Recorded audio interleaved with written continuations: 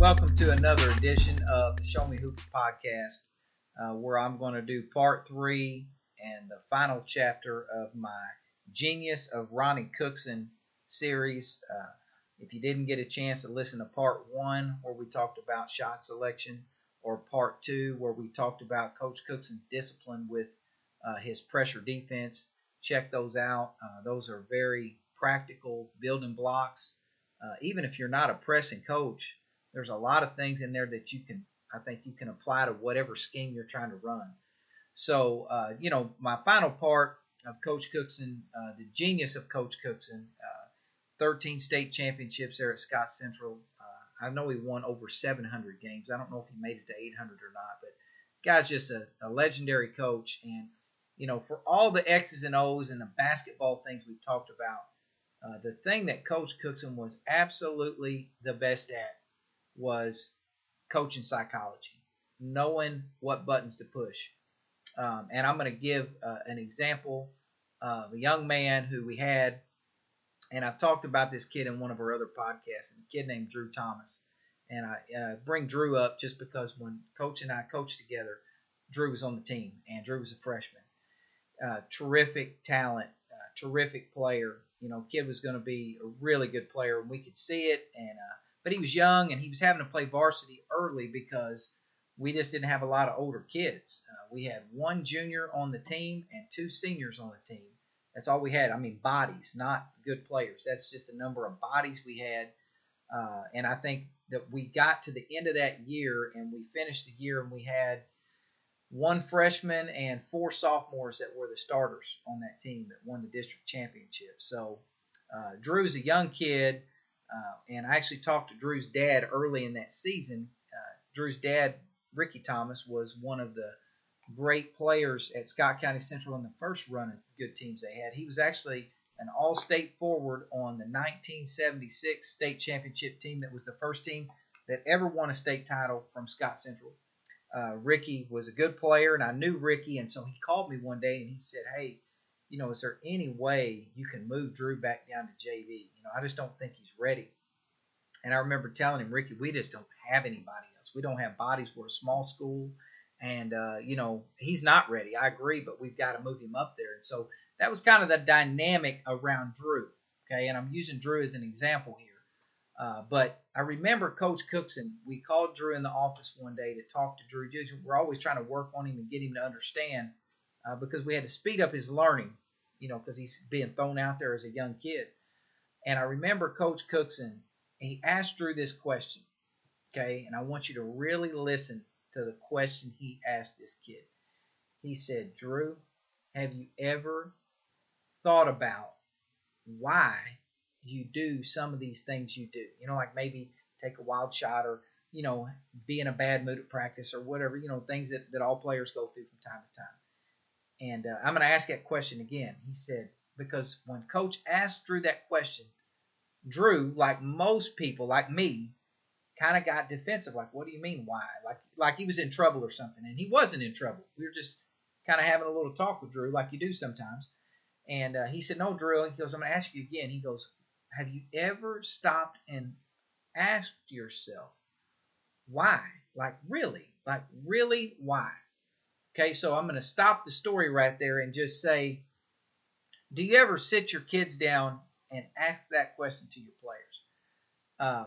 Have you ever, been going, through maybe a rough time with a player where you and that player just can't get on the same page? And, you need to ask them that question, like, why are you doing this? Not in an accusatory way, like Coach Cookson was genuinely asking Drew, why do you do this? And so back to the story, he asks Drew this question, have you ever wondered why you do this? And I'll never forget, the first time Drew got a little defensive, like, what do you mean? And then, I'm not the only one doing this or whatever. And Coach said, no, hold on a minute. He goes, I'm genuinely asking you, have you ever wondered why you do this? And Drew kind of sat there in that chair and he said, I never have thought about that. And so we had this great talk, and Drew kind of took a step forward as a player that day. And like I said in my other podcast, Drew became a 2-time All-State player, scored over 2,000 points, won a state championship, went and played in college. I mean, he had a great career. And so He really, took to that coaching well. But I remember Coach asking him that question, why? Why did you do this? And another thing Coach would do as a psychologist is every now and then he would take us. And when I was playing at Scott Central, we were still in the old gym, and there was these bleachers at the end of the gym, the end bleachers. But Coach Cookson could not pronounce the word bleachers, so he used to say the end bleachers. And he'd say, all right, Jens, go sit down in the end bleachers. And he would sit us down, and he would talk to us sometimes. And I think he picked his spots. Like he knew, man, their legs are dead or they're tired or whatever. So he would pick a day when, we might have been just wore down to talk to us for 30 minutes instead of killing us in practice that day. But Coach Cookson, he would give these great talks where he would sit everybody down and he would call out an example of one of the teams that he had before that had been through something similar. Or he would call out one person in our group who was maybe somebody we all needed to, hey, look at this guy. And it was always not one of our best players. Like I remember a guy that I played with who was just a terrific guy named Taiwan Hamilton.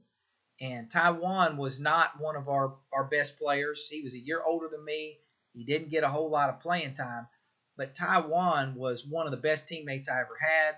He was the guy getting everybody hyped up in the locker room before the game. He was the guy that was in a good mood every day at practice.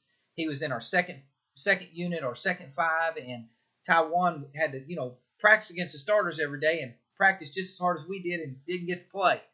And I remember one day in practice, one of our starters, a guy could just jump out of the gym, a guy named Jermaine Sims. Jermaine came down and tried to dunk one, and Taiwan got over in front of Jermaine and tried to take a charge. And, of course, Jermaine's way up in the air, and he falls down hard, and he had broke his arm actually in the preseason doing something similar to that.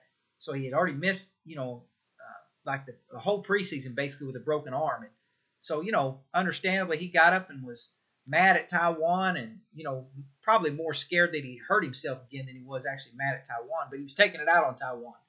And Coach Cookson cut him off. He said, hold on a minute. He said, what else is he supposed to do? He's supposed to take that charge because he can't jump as high as you and he doesn't have as much talent as you. But he has to play this way if he's ever going to get any playing time. And he took that moment, that one incident in practice, and used it to build up Taiwan.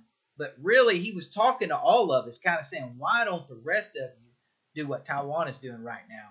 Because our team would be a lot better, if you would do that. And so he was just a master psychologist. I mean, he knew the guys he had to pat on the back. He knew the guys that he couldn't pat on the back. And so he's just the best I've ever seen at that.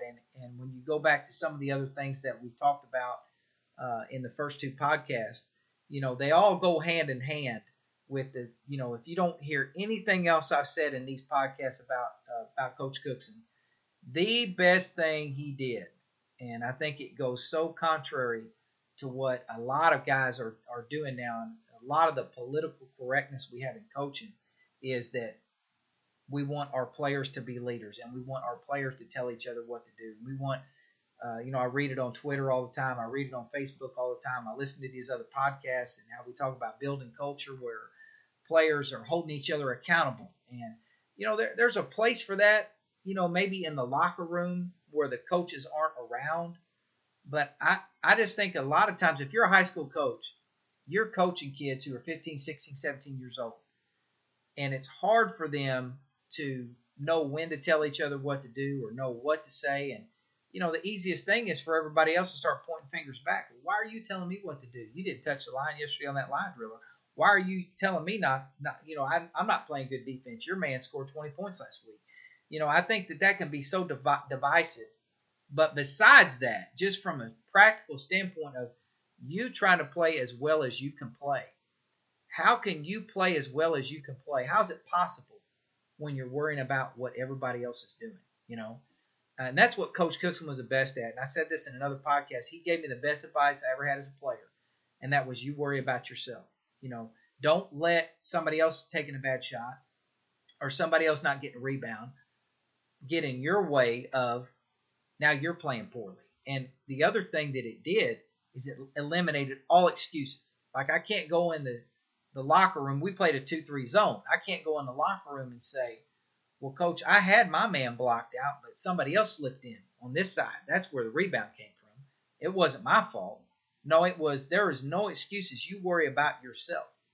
And I think that is one of the best things that we can do if we're talking about building a winning culture is get everybody worried about themselves and eliminate excuses. He was the best at that. And I'll kind of fast forward to my own coaching career where, I use some of these same things, that I picked up from being around him. And coached a kid when I was at Crothersville, one of my favorite guys ever, a guy named Belton McWilliams. And Belton was a tremendous talent, had a lot of talent, but as a sophomore, like we're talking about another young player here a second ago, sometimes guys have that talent, but just their maturity level is not where it needs to be yet. And that's where Belton was at as a young player. And I remember as he got older, I'm telling him, I want you to do this instead of this, or don't take that shot. And he thinks I'm picking on him, or he thinks I'm saying things to him. Well, you're not saying it to this other guy. He's worried about everybody around him about what I'm not saying to LB or what I'm not saying to Claude. You're not getting on him. You're not doing this. You're not doing that. Instead of, hey, coach is trying to correct me and coach is trying to make me better. It's like you kind of become so sensitive to like you're being unfairly criticized. And it goes back to what Coach Cookson said. You worry about yourself. Stop worrying about what I'm saying to him. You don't know.